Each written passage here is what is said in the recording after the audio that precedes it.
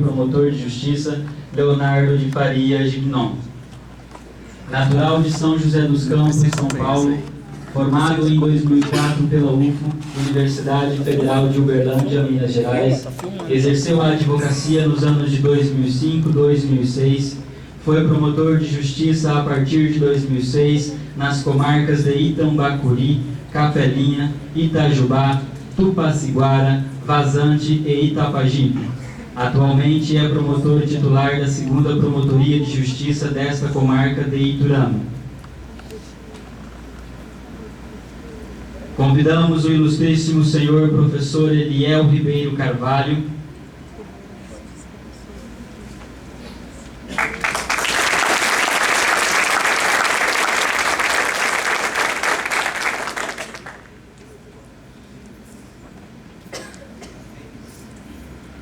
Passaremos a leitura do currículo do ilustríssimo senhor professor Eliel Ribeiro Carvalho.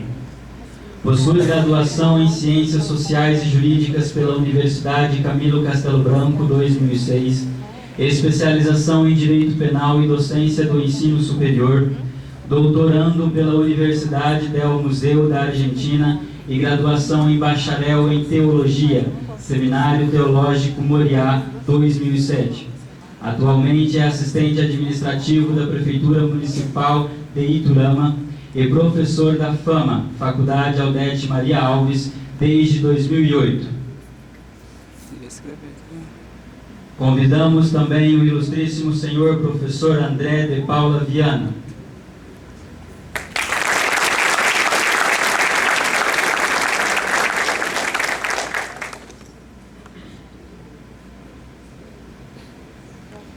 Passaremos a leitura do currículo do ilustríssimo senhor professor André de Paula Viana.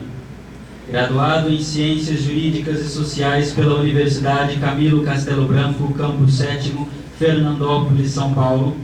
Pós-graduado nível Lato Sensu em O Processo e o Direito Civil sob a ótica da Constituição Federal de 1988 e da Lei 10.406 de 2002 pela Universidade Camilo Castelo Branco, Campus 7º, Fernandópolis, São Paulo. É advogado, docente do Instituto Educacional Profissionalizante, IEP Jales, e docente da Faculdade Aldete Maria Alves. Com a palavra, o ilustríssimo professor Eliel Ribeiro Carvalho.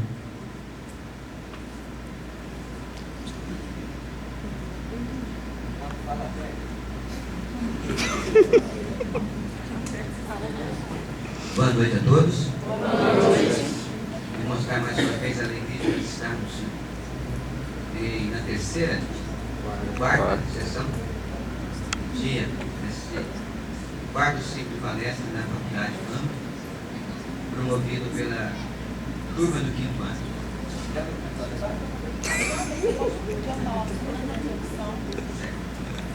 Eu fiz aqui uma observação porque nós estamos, salvo engano, pela primeira vez nessa modalidade do debate.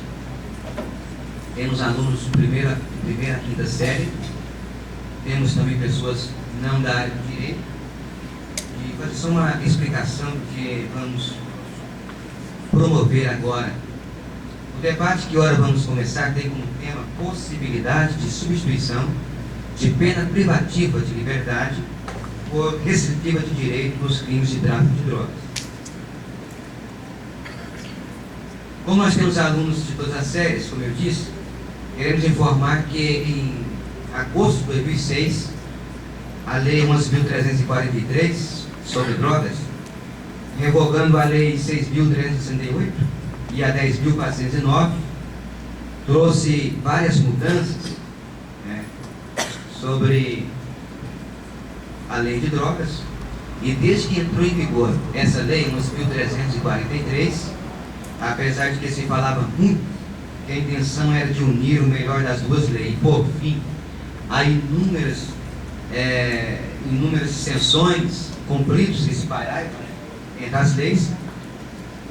Pelo que nós entendemos, ela trouxe ainda mais conflitos, trouxe mais dissensões entre os juristas, e a discussão tem aumentado nos últimos meses devido a entendimentos divergentes, principalmente no disposto do parágrafo 4º do artigo 33, que se os nossos convidados aqui que me ladeiam achar que for interessante, depois poderei ler antes de começar o que se diz o artigo. E hoje, bondosamente, atendendo aqui o convite dos alunos do 5º ano, uma forma de prestar um relevante trabalho à faculdade e à sociedade, está conosco aqui o Dr. Leonardo Faria, promotor de justiça, nosso querido colega advogado, professor Dr. André de Paula Viana, para cooperar conosco, tirando dos seus acervos, grandes conhecimentos que tem. Eu só quero fazer uma observação. Quando falamos de debate, às vezes vem logo na nossa mente competitividade, não é? Na verdade, o debate, eu até anotei aqui, ó, é uma troca de ideias em que se alegam razões pró ou contra, com vistas a uma conclusão, ou pelo menos procurar entender o porquê do entendimento de cada operador do direito em relação ao mesmo assunto. E por isso que o direito é gostoso, né? Então eu vou ler o artigo 33, parágrafo 4º da Lei 11.343, que é a lei de trato de drogas. Diz assim: nos delitos definidos no caput e no parágrafo 1º deste artigo, as penas poderão ser reduzidas de 1/6 a 2/3, vedada a conversão em penas restritivas de direitos, desde que o agente seja primário, de bons antecedentes, não se dedique às atividades criminosas, nem integre a organização criminosa. Aqui está proibindo a conversão. Nós temos recentes julgados, né, autorizando essa substituição. E eu passo, então, a observação da regrinha do nosso debate. Serão feitas 10 perguntas que serão sorteadas aleatoriamente. O participante a quem for dirigida a pergunta terá 3 minutos para a resposta. O segundo participante terá 2 minutos para a réplica. E se querendo o primeiro a quem foi feita a pergunta, terá 1 minuto para a réplica. E eu usarei aqui da companhia aqui, peço para assinalar o horário. E eu sugeria aos organizadores que as perguntas que supostamente ou eventualmente serão feitas por vocês, por todos os participantes, teria que ter essa abertura, que fosse feita no final, para nós termos mais agilidade durante o debate. Não sei se isso é proveitoso, se pode ser acatado. Nós estaremos fazendo um sorteio agora para saber para quem será dirigida a primeira pergunta.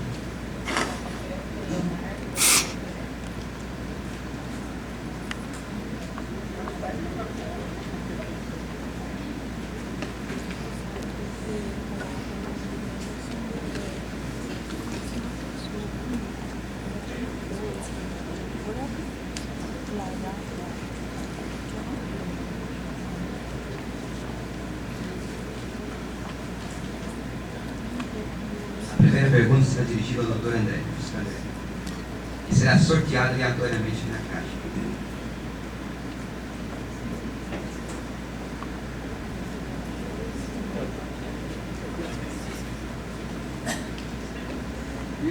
A primeira pergunta aleatória. Atrapalha mesmo. É justamente a pergunta número 1. A quantidade de drogas apreendidas com o réu pode impedir a aplicação do parágrafo 4º do artigo 33 da Lei 11.343 se o réu se enquadrar nos outros requisitos? Citou até um HC 106 do STF.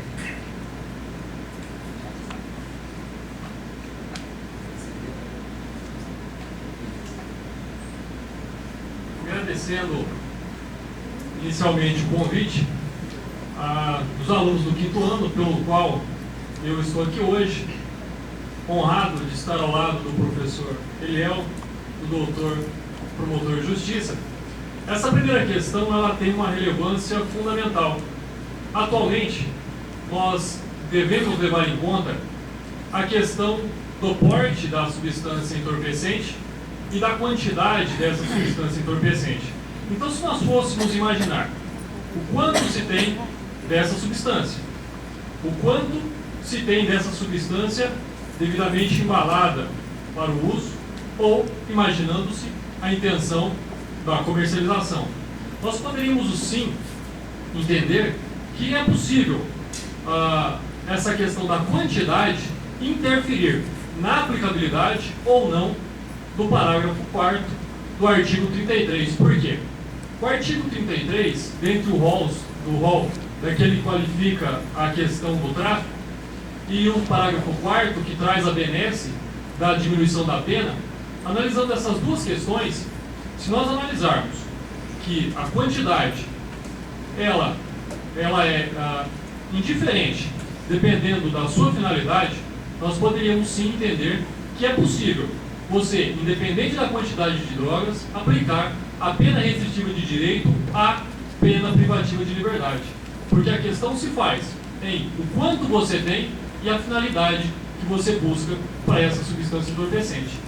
Hoje, você ter uma grande quantidade que seja destinada exclusivamente para o uso é diferente de você ter uma pequena quantidade que seja utilizada apenas para comercialização e sim, aí seja no tráfico de drogas.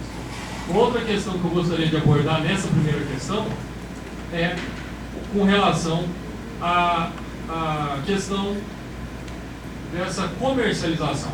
Ou seja, é traficante? Deve ser punido? Sim. Como operador do direito, nós não poderíamos nos furtar pela impunidade, não é isso, mas sim pela aplicabilidade correta da pena. O quanto contribuiria uma pena privativa de liberdade e o quanto contribuiria uma pena restritiva de direito. Porque a finalidade da aplicação da pena é a ressocialização e não simplesmente pelo caráter punitivo do Estado.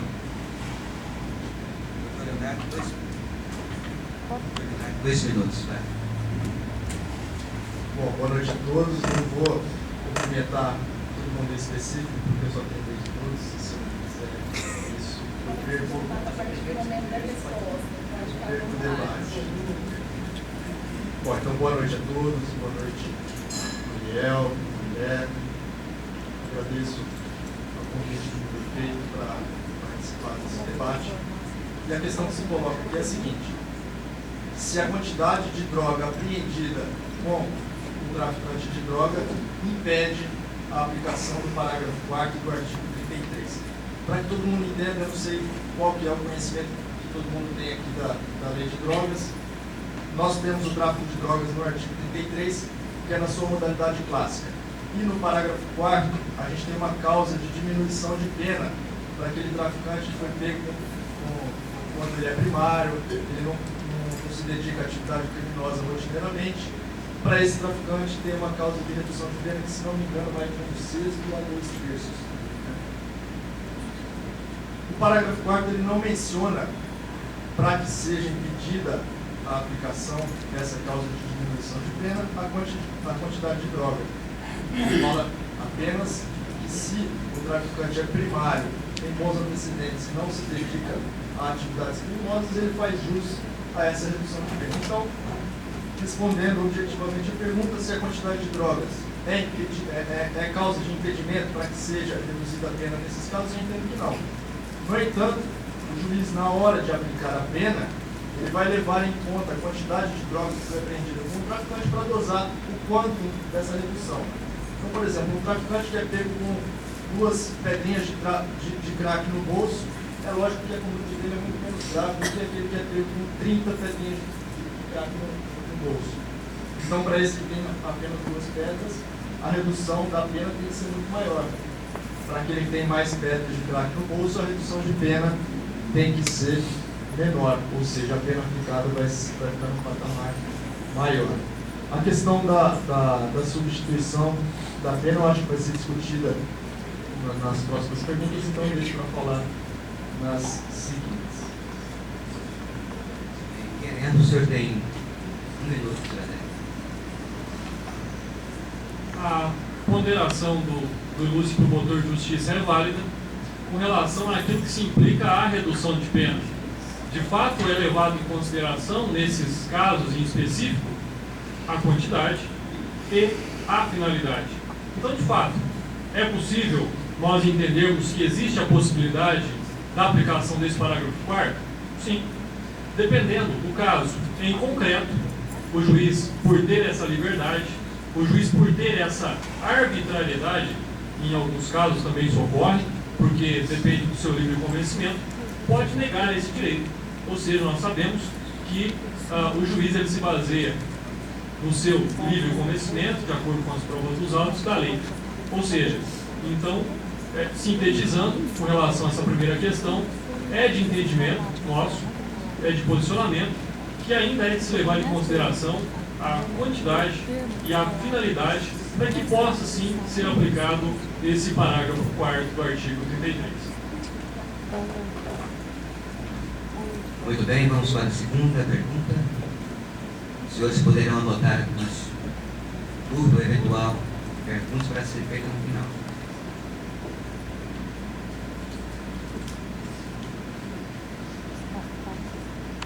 Essa pergunta será dirigida ao Dr. Leonardo. A aplicação de pena restritiva de direitos para traficantes de droga atende aos fins da pena?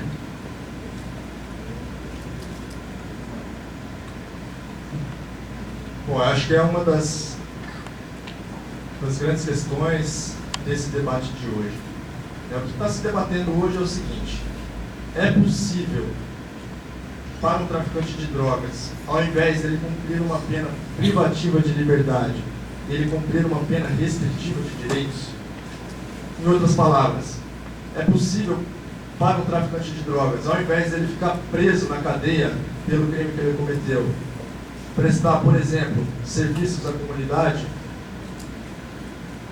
Quando se fala em pena, em finalidade da pena, até o doutor André falou na resposta da primeira pergunta, logo vem na nossa cabeça que a finalidade da pena é a ressocialização. Eu acho que a maioria de vocês deve pensar isso quando pensa em finalidade de pena. Mas muitas vezes a gente se esquece que também a pena serve para outras coisas além da ressocialização. A pena serve também para retribuir para o criminoso aquele mal que ele praticou. E além disso, a pena serve também para prevenir, para que outras pessoas não pratiquem mais esse tipo de crime. O que eu quero dizer é que a pena não tem só a finalidade de ressocializar o criminoso. Ela também tem a finalidade de mostrar para a sociedade que aquela conduta é errada, ela é típica, ela é punida e é punida com rigor, para que essas outras pessoas não pratiquem aquela conduta. E ela também tem a finalidade de retribuir aquele mal que ele praticou com outro mal. O próprio nome da pena diz isso: a pena é um castigo, a pena serve para retribuir também o mal que ele praticou. Se nós formos analisar a finalidade da pena apenas com base na ressocialização, eu entendo que a substituição da pena ela atende mais à ressocialização do que a pena privativa de liberdade. Todo mundo sabe que a pena privativa de liberdade, a cadeia, ela não ressocializa ninguém, e eu também tenho a convicção disso. Basta visitar a cadeia aqui que a gente vai ver que é um terrível, é um absurdo. É um monte de gente amontoada em pequenas celas, sem fazer nada o dia inteiro. Isso não ressocializa ninguém, pelo contrário, ensina o criminoso a fazer outras coisas legais com os colegas de cela. Mas se a gente levar em conta que a pena não é só a ressocialização, é também a retribuição daquele mal que ele praticou com outro mal, e se a gente levar em conta também que a finalidade da pena é a prevenção da sociedade, para que a sociedade aprenda que aquela conduta é ilegal, é ilícita, aí a substituição da pena não cumpre com a finalidade da pena. Eu acho que é necessário, para que cumpra-se as três finalidades da pena, a retribuição, a ressocialização e a prevenção da sociedade, que seja imposta sim ao traficante de drogas a pena privativa de liberdade. É necessário que ele fique preso. É necessário que a sociedade veja que aquele traficante recebeu uma punição pelo crime que ele praticou. O simples prestar de serviços à comunidade, de pagar a cesta básica, como é o que vem sendo decidido pelos tribunais superiores e sobretudo pelo STF, que numa decisão do ano passado concedeu essa substituição de pena, para mim, não atende às três finalidades da pena, que são aquelas três que eu falei para vocês na frente. Senhor André, 2 minutos, para ele. Inicialmente, para poder responder essa questão com uma propriedade, até para que ela atinja a sua finalidade maior, nós temos que fazer a individualização da pessoa, do autor do fato, da pessoa do traficante. Quem é esse traficante? É uma pessoa que transporta toneladas de drogas e faz a distribuição em favelas e em cidades. Ou é aquela pessoa que foi contratada para ir para um outro país buscar meia dúzia de comprimidos de êxtase? Ou seja, eu acho, e do meu ponto de vista, nós temos que, sim, como o promotor falou, buscar a reparação do dano social. De qualquer forma, a pena deve ser aplicada.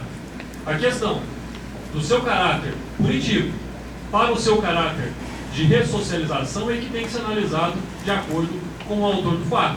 Ou seja, para aquelas pessoas que não fazem parte, ou seja, que atendem aqueles mesmos critérios do parágrafo 4º do artigo 33, ou seja, que não estão engajadas no crime, que não fazem parte de organizações criminosas e que por uma eventualidade, ou seja, por um caráter único, que sejam pessoas portadoras de bons antecedentes, sim, para essas pessoas, a substituição da pena privativa de liberdade pela restritiva de direitos, ela é muito válida.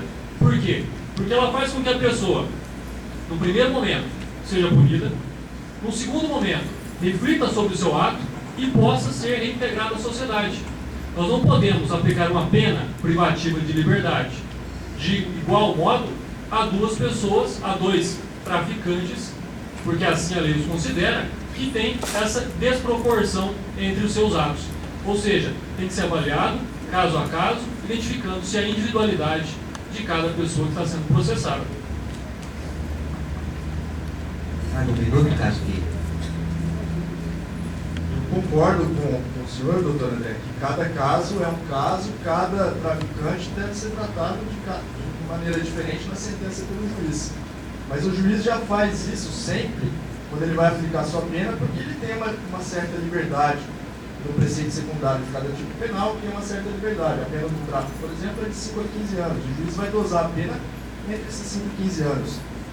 E no caso da questão aqui se a substituição de pena atende aos fins da pena, eu acho pouco provável que, por exemplo, um traficante que tem um traficante vizinho da casa dele, que os dois trafiquem, que ele vê o traficante vizinho dele ser preso por tráfico de drogas e depois de uma semana ele ser solto e está só prestando serviço comunitário, eu acho pouco provável que esse outro traficante, que é vizinho daquele, que viu que as consequências para o seu vizinho foram só a prestação de serviço comunitário, acho pouco provável que ele se sinta intimidado pela justiça a parar de traficar. Eu acho que ver o vizinho, o traficante prestando serviço comunitário, vai só estimular ele a continuar a praticar o tráfico, e não estimular a deixar de praticar. Bem, vamos à terceira pergunta.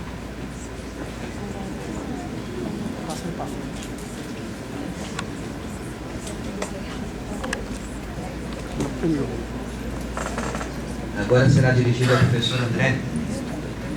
Há possibilidade da conversão da pena privativa de liberdade por restritivo de direito no crime de tráfico de droga? É a pergunta objetiva agora. Objetivamente respondendo, de acordo com o nosso entendimento, é que sim. Ou seja, nos crimes de tráfico de droga, o juiz tem essa possibilidade da aplicação da pena restritiva de direitos ao invés da privativa de liberdade. Até porque a regra é a liberdade do ser humano. A exceção seria a privação da sua liberdade. Ou seja, se ele é infrator, se ele cometeu um crime, se ele, numa eventualidade, se vê numa situação incorporado ao tráfico, analisando aqueles critérios da resposta anterior, ou seja, sim, é possível a aplicação da pena restritiva de direito pelo fim especial, e eu vou insistir nisso, que é a ressocialização. A pena é uma consequência mais severa desse caminho que se tem de se traçar a buscar a ressocialização. Não se busca de finalidade justa ou de justiça apenas a extirpação, apenas o confinamento dessa pessoa em locais como as cadeias e os presídios que nós conhecemos, que são tão comuns na mídia, que de fato não ressocializam. Se nós perdermos a esperança no ser humano, fica difícil. A pena deve ser aplicada. Não estamos aqui buscando impunidade.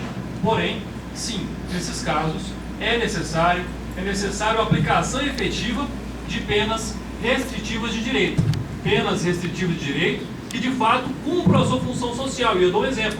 Coloca essa pessoa para trabalhar 2 anos num local que trate de pessoas com dependência química, para que ela veja na prática o mal que ela causaria pelos seus atos, ou seja, pelo tráfico.